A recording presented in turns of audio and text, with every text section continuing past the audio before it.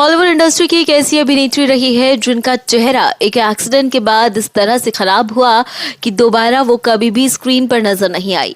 सालों पहले उनके चेहरे को बदसूरत करार दे दिया गया और इसके बाद से ही वो गुमनामी की जिंदगी जी रही हैं। जी हाँ, हिंदी सिनेमा में 90 के दौर में एक अभिनेत्री अचानक से स्टार बनकर उभर रही थी।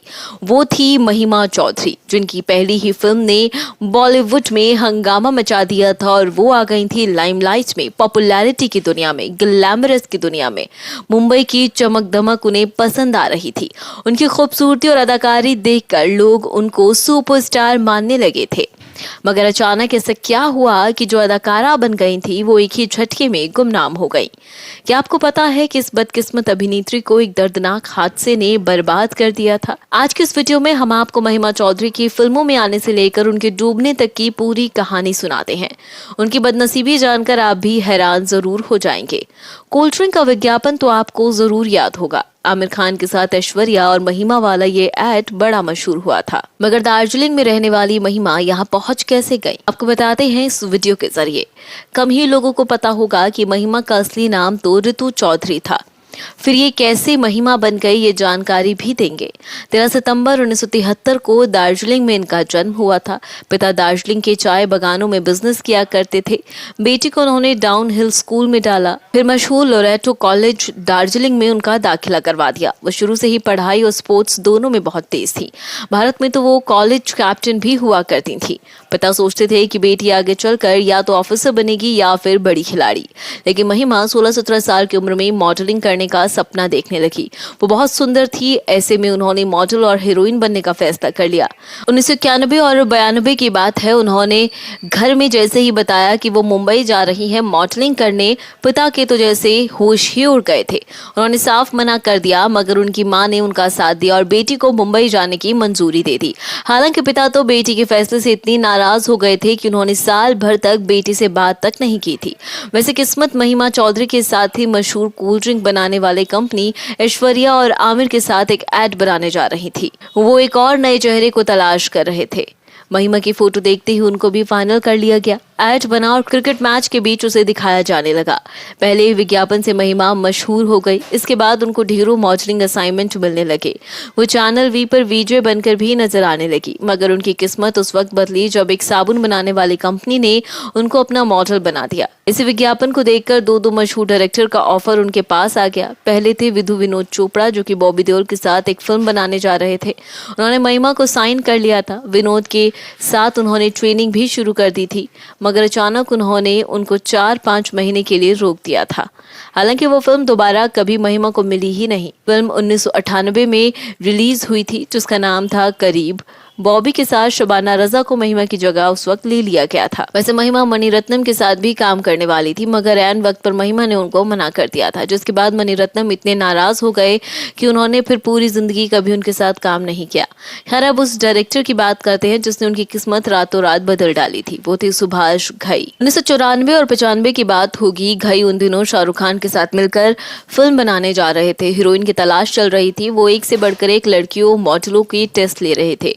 यहाँ तक कि ऐश्वर्या और सुष्मिता ने भी ऑडिशन दिया था। घई के ऑफिस से महिमा को भी मैसेज किया, मगर उनको जैसे ही पता लगा कि सुष्मिता और ऐश्वर्या तक ने ऑडिशन दिया है तो उन्होंने उस मैसेज पर ध्यान ही नहीं दिया। बाद में अचानक फोन आया कि सुभाष घई आपका ऑफिस में इंतजार कर रहे हैं। तो महिमा ने करीब फिल्म के लिए खिंचवाई फोटो वाला एल्बम उठाया और बेमन से चली गई।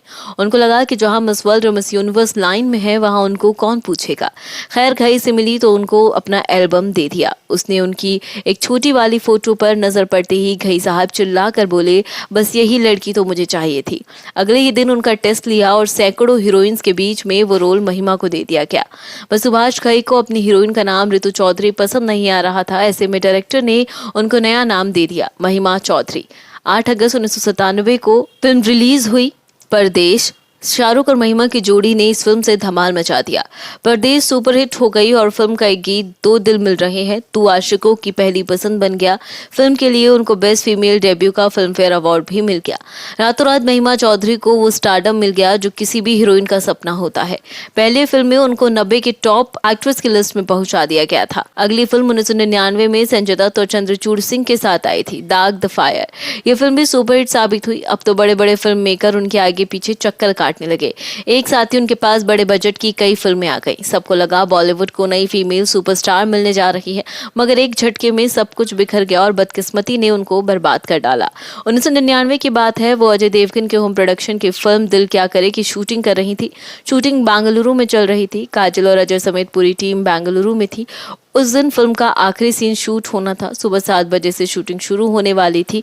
एक स्कूल में सेट बनाया गया था। महिमा 5:30 बजे ही तैयार हो गई थी, मगर थोड़ी देर से जाने वाली थी। बाद में उनकी मां ने कहा कि तुम तैयार हो तो चले जाओ। मां की बात अभिनेत्री ने मान ली और ड्राइवर को साथ लिया और कार से निकल पड़ी।